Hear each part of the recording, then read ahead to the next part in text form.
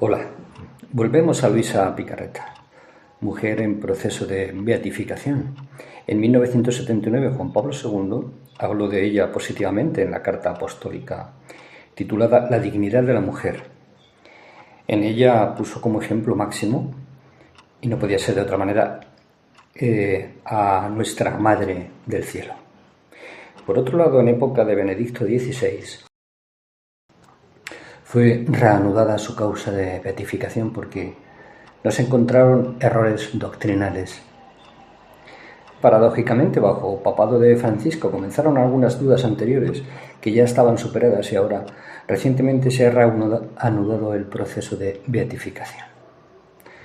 Un tira y afloja que no nos impide seguir publicando su obra Divina Voluntad, Libro de Cielo. Y retomamos desde el vídeo anterior. Septiembre 14, 1899. Una mañana era el día de exaltación de la cruz. Mi dulce Jesús me transportó a lugares santos. Pero antes me dijo tantas cosas de la virtud de la cruz. No lo recuerdo todo, apenas alguna cosa. Amada mía, quieres ser bella. La cruz te dará los rasgos más bellos que se pueden encontrar tanto en el cielo como en la tierra, tanto de enamorar a Dios que contiene en sí todas las bellezas. Y continuaba Jesús. ¿Quieres tú estar llena de inmensas riquezas, no por breve tiempo, sino por toda la eternidad? Pues bien, la cruz te suministrará todas las especies de riquezas, desde los más pequeños centavos, como son las pequeñas cruces, hasta las sumas más grandes, que son las cruces más pesadas. Sin embargo, los hombres que son tan ávidos por ganar dinero temporal, que pronto deberán dejar, no se preocupan por adquirir un centavo eterno, y cuando yo, teniendo compasión de ellos, viendo su despreocupación por todo lo que se refiere a lo eterno, benignamente les llevo la ocasión, en vez de tomarlo a bien se indignan y me ofenden. ¿Qué locura humana parece que la entienden al revés? Amada mía, en la cruz están todos los triunfos, todas las victorias y las más grandes adquisiciones. Para ti no debe haber otra mira más que la cruz y esta te bastará por todo. Hoy quiero contentarte, aquella cruz que hasta ahora no bastaba para poderte extender y crucificarte completamente. Es la cruz que tú has llevado hasta ahora, entonces, debiéndote crucificar completamente, tienes necesidad de que haga descender nuevas cruces sobre ti. Entonces aquella cruz que hasta ahora has llevado, me la llevaré al cielo para mostrarla a toda la corte celestial como prenda de tu amor, y otra más grande haré descender del cielo para poder satisfacer mis ardientes anhelos que tengo sobre ti. Mientras Jesús decía esto, se presentó ante mí aquella cruz que había visto las otras veces. Yo la tomé y me extendí sobre ella. Mientras estaba así, se abrió el cielo y de él descendió el evangelista San Juan. Y traía la cruz que Jesús me había indicado.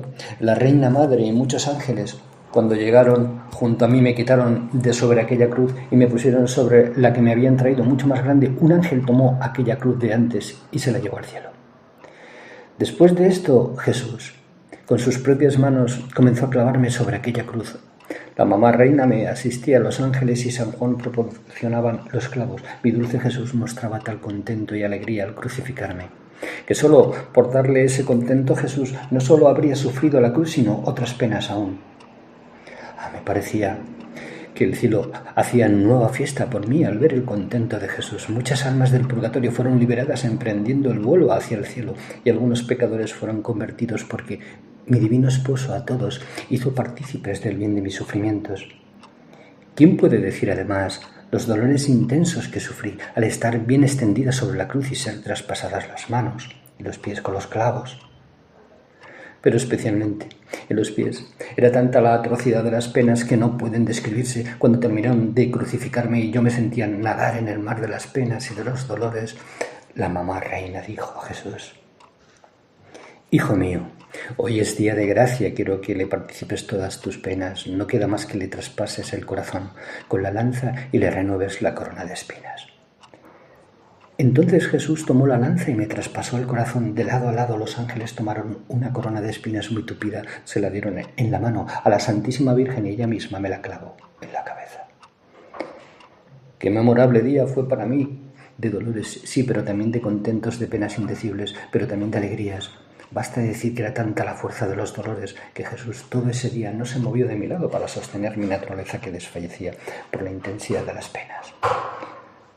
Aquellas almas del purgatorio que habían volado al cielo y descendían junto con los ángeles y rodeaban mi cama, recreándome con sus cánticos y agradeciendo afectuosamente que por mis sufrimientos las había liberado de aquellas penas. Luego sucedió que, habiendo pasado 5 o 6 días de aquellas penas tan intensas, con gran aflicción mía, comenzaron a disminuir, y entonces solicitaba a mi amado Jesús que de nuevo me renovara la crucifixión. Y él, a veces pronto y a veces no, se complacía en transportarme a los lugares santos y me participaba las penas de su dolorosa pasión. Ahora la corona de espinas, ahora la flagelación, ahora llevaba la cruz al Calvario y ahora la crucifixión. A veces un misterio al día y a veces todo en un día, según él le placía, y esto era a mi alma de sumo dolor y contento. Pero me resultaba amarguísimo cuando se cambiaba la escena y en vez de sufrir yo era espectadora de ver sufrir a mi amadísimo Jesús las penas de la dolorosa pasión. ¿A cuántas veces me encontraba en medio de los judíos junto con la mamá reina para ver sufrir a mi amado Jesús? Así, ¿cómo es verdad que resulta más fácil sufrir uno mismo que ver sufrir a la persona amada? Otras veces, renovando mi dulce Jesús estas crucifixiones, recuerdo que me dijo: amada mía, la cruz hace distinguir a los réprobos de los predestinados. Así como en el día del juicio los buenos se alegrarán al ver la cruz, así desde ahora se puede ver si alguno se salvará o se perderá. Si al presentarse la cruz el alma la abraza, la lleva con resignación, con paciencia y besa y agradece a la mano que la envía, es señal de que es salvo. Si al contrario, al presentarse la cruz se irritan, la desprecian y llegan hasta a ofenderme, puedes decir que es una señal de que esa alma se encamina por la vía del infierno. Así harán los réprobos en el día del juicio, que al ver la cruz se afligirán y blasfemarán. La cruz dice todo. La cruz es un libro que sin engaño y a claras notas te dice y te hace distinguir al santo del pecador, al perfecto del imperfecto, al fervoroso del tibio. La cruz comunica tal luz al alma, que desde ahora no solo hace distinguir al bueno del reo, sino hace conocer bien y debe ser más o menos glorioso en el cielo quién debe ocupar un puesto superior o un puesto menor. Todas las otras virtudes están humildes y reverentes ante la virtud de la cruz e injertándose con ella reciben mayor lustre y esplendor. ¿Quién puede decir que llamas de deseos ardientes ponía en mi corazón hablar de Jesús? Me sentía devorar por el hambre de sufrir y él, para satisfacer mis ansias o bien, para decirlo mejor, lo que él mismo me infundía, me renovaba la crucifixión. Recuerdo que a veces, después de renovadas estas crucifixiones, me decía: amada de mi corazón, deseo ardientemente no solo crucificarte el alma y comunicarte los dolores de la cruz al cuerpo, sino deseo sellarte también el cuerpo con el sello de mis llagas, y quiero enseñarte la oración para obtener esta gracia. La oración es esta: yo me presento ante el trono supremo de Dios, bañada en la sangre de Jesucristo, pidiéndole que por el mérito de sus clarísimas virtudes y de su divinidad me conceda la gracia de crucificarme. Y yo, a pesar de que siempre he tenido aversión a todo lo que puede aparecer exteriormente, como aún la tengo en el acto en que Jesús decía esto, me sentía infundir tal anhelo de satisfacer el deseo que él mismo decía, que también yo me atrevía a decir a Jesús que me crucificara en el alma y en el cuerpo. Y algunas veces le decía: esposo santo, cosas exteriores no quisiera, y si alguna vez me atrevo a decirlo es porque tú mismo me lo dices, y también para dar una señal al confesor de que eres tú quien obra en mí. Por lo demás, no quisiera otra cosa sino que aquellos dolores que me hace sufrir cuando me renovase la crucifixión fuesen permanentes. No quisiera esa disminución después de algún tiempo, y solo eso me basta, y que la apariencia externa, por cuanto más lo puedas mantener oculto, tanto más me contentarás. Recuerdo confusamente que, como le pedía frecuentemente cuando me encontraba junto con nuestro Señor, el dolor de mis pecados y la gracia de que me perdonara todo lo que de mal había hecho, y a veces llegaba a decirle que estaría contenta cuando de su propia boca me dijera: te remito todos tus pecados. Y Jesús bendito, que nada sabe negar cuando es para nuestro bien, una mañana se hizo ver y me dijo: esta vez quiero hacer yo mismo el oficio de confesor, y tú me confesarás a mí todas tus culpas. Y en el momento en que hagas esto, te haré comprender uno por uno los dolores que has dado a mi corazón al ofenderme. a fin de que, comprendiendo tú por cuanto puede una criatura qué cosa es el pecado, tomes la resolución de preferir morir que ofenderme. Mientras tanto, tú entra en tu nada y recita el yo pecador. Yo entrando en mí misma advertía toda mi miseria y mis maldades y ante su presencia temblaba toda y me faltaba la fuerza de pronunciar las palabras del yo pecador. Y si, Señor, no hubiese infundido en mí nueva fuerza diciéndome, no temas si bien soy juez, soy también tu Padre, ánimo, sigamos adelante. Ahí habría permanecido sin decir ni siquiera una palabra. Entonces dije el yo pecador, toda llena de confusión y de humillación, y como me veía toda cubierta por mis culpas, dando una mirada, descubrí que la culpa que más había ofendido a nuestro Señor era la soberbia, y por eso dije, Señor, me acuso ante tu presencia de que he pecado de soberbia. Y Él, acércate a mi corazón, pon tu oído y oirás el desgarro cruel que has hecho a mi corazón con este pecado. Toda temblando puse mi oído sobre su corazón adorable, pero ¿quién puede decir lo que oí y comprendí en aquel instante? Pero después de tanto tiempo diré solo alguna cosa confusamente. Recuerdo que su corazón latía tan fuerte que parecía que quería romperle el pecho. Luego me parecía que se despedazaba y por el dolor quedaba casi destruido. Ah, si hubiera podido, habría llegado a destruir al ser divino con la soberbia. Pongo una semejanza para hacerme entender. De otra manera no tengo palabras para expresarme. Imaginad un rey y a sus pies un gusano que elevándose e inflándose se comienza a creer alguna cosa y que llega a tal atrevimiento que elevándose poco a poco llega a la cabeza del rey y le quiere quitar la corona para ponérsela sobre su cabeza. Luego lo despoja de sus vestiduras reales, lo arroja del trono y finalmente trata de matarlo. Pero lo peor de este gusano es que él mismo no conoce su propio ser. Se engaña a sí mismo, pues para deshacerse de él solo se necesita que el rey lo ponga bajo los pies y lo aplaste, y así terminarían sus días. Esto causa enojo y compasión y al mismo tiempo ridiculiza el orgullo de este gusano, si esto se pudiera dar. Así me veía yo ante Dios, cosa que me llenó de tal confusión y dolor, que me sentí renovar en mi corazón el desgarro que sufría el bendito Jesús. Después de esto me dejó, y yo sentía tal pena y comprendía que tan feo es este pecado de soberbia, que es imposible describirlo. Cuando hube meditado bien todo esto en mí misma, mi buen Jesús regresó y me dijo que continuara la confesión de mis culpas, y yo temblando toda seguía acusándome de los pensamientos, palabras, obras, causas y omisiones, y cuando veía que yo no podía seguir haciendo la confesión por la pena que sentía de haberlo ofendido tanto, porque tenía una claridad tan viva delante a aquel sol divino, especialmente porque en él descubría la pequeñez, la nulidad de mi ser y quedaba asombrada de cómo había tenido yo tanta osadía, de dónde había tomado yo ese valor de ofender a un Dios tan bueno que en el acto mismo en que lo ofendía, Él me asistía, me conservaba, me alimentaba. Y si tenía algún rencor conmigo era hacia el pecado que yo hacía y que odiaba sumamente. En cambio, a mí me amaba inmensamente, me excusaba ante la divina justicia y se ocupaba todo para quitar aquel muro de división que había producido el pecado entre el alma y Dios. Oh, si todos pudiesen ver quién es Dios y quién es el alma en el momento en que se peca, todos morirían de dolor y creo que el pecado sería exiliado de la tierra. Entonces, cuando Jesús bendito veía que por la pena no podía más, se retiraba y me dejaba para que comprendiera muy bien el mal que había hecho, y después regresaba de nuevo y yo continuaba acusando mis culpas. Pero ¿quién puede decir todo lo que comprendí y explicar una por una las diversas afrentas y los dolores especiales que con mis culpas había ocasionado a nuestro Señor? Me siento casi imposibilitada para explicarme también porque no lo recuerdo muy bien.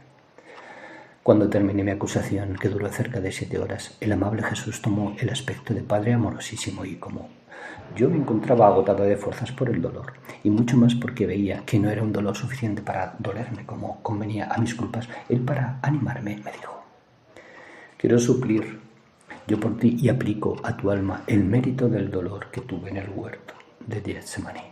Solo esto puede satisfacer a la divina justicia.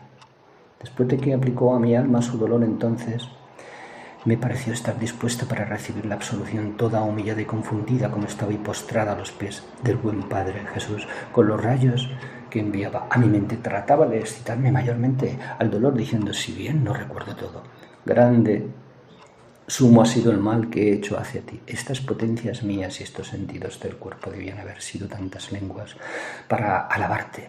En cambio, han sido como tantas víboras venenosas que te mordían y buscaban aún el matarte. Pero, Padre Santo, perdóname, no quieras arrojarme de ti por el gran mal que te he hecho pecando. Y Jesús, ¿y tú? ¿Prometes no pecar más y alejar de tu corazón cualquier sombra de mal que pudiera ofender a tu Creador? Y yo, así con todo el corazón te lo prometo, más bien quiero 1000 veces morir que volver a pecar, nunca más, nunca más. Y Jesús, y yo te perdono, y aplico a tu alma los méritos de mi pasión y quiero lavarla en mi sangre. Y mientras esto decía, levantó su bendita mano derecha y pronunció las palabras de la absolución exactas a las palabras que dice el sacerdote cuando da la absolución. Y en el acto en que esto hacía de su mano, corría un río de sangre y mi alma quedaba toda inundada por ella. Después de esto me dijo: ven, oh hija, ven a hacer penitencia por tus pecados, besándome mis llagas. Toda temblando me levanté y le besé sus sacratísimas llagas y después me dijo: hija mía, sé más atenta y vigilante, porque hoy te doy la gracia de no caer más en el pecado venial voluntario. Después me hizo otras exhortaciones que no recuerdo bien y desapareció. ¿Quién puede decir los efectos de esta confesión hecha a nuestro Señor?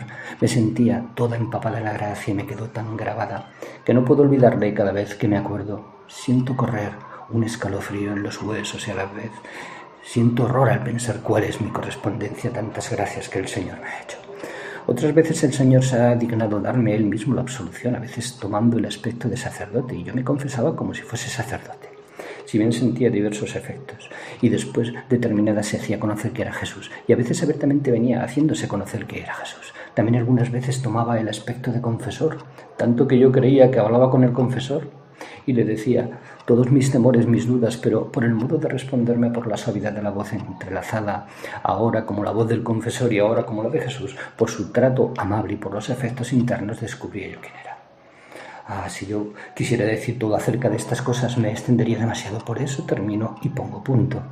Recuerdo que hubo una segunda guerra entre África e Italia, y el bendito Jesús un día, cerca de 9 meses antes, me transportó fuera de mí misma y me hizo ver un camino larguísimo lleno de cadáveres inmersos en la sangre que a ríos inundaba ese camino. Daba horror ver esos cadáveres expuestos al aire libre sin tener ni siquiera quien los sepultara. Yo, toda asustada, le dije a nuestro Señor: ¿qué cosa es esto? Y él: el año que viene habrá guerra. Se sirven de la carne para ofenderme y yo sobre la carne quiero hacer mi justa venganza. Dijo otras cosas, pero ha pasado tanto tiempo que no las recuerdo. Ahora sucedió que, pasado aquel periodo de tiempo, se empezó a oír que entre Italia y África había guerra.